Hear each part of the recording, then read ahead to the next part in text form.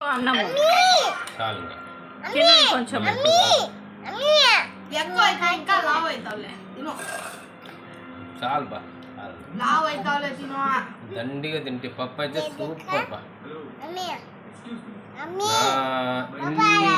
పెళ్ళి అయినాక ఇన్ని ఏళ్ళ సంవత్సరాల్లో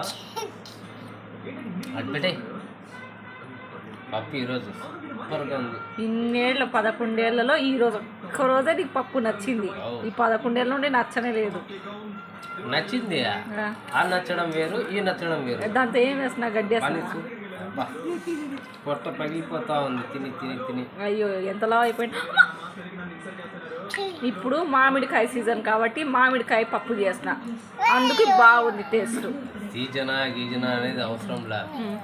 ఇన్ని సంవత్సరాలలో పప్పు టేస్ట్గా ఉంది, ఇంత బాగా తిన్నాను అంటే పప్పు మహత్యం. అది చూపించట్లా ఒకసారి.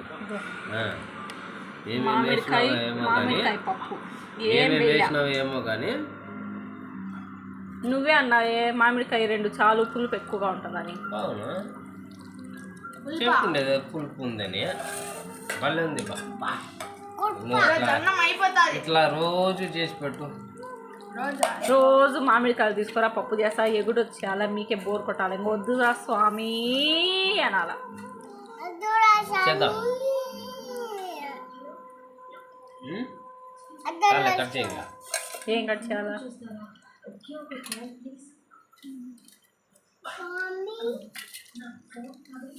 సూపర్.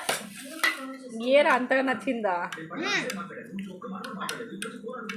అయితే రేపు రండి, సర్ది పప్పు మీకే పెడతా. ఎవరు కావాలనుకున్న వాళ్ళు అయితే వాళ్ళకి రండి, ఓకేనా?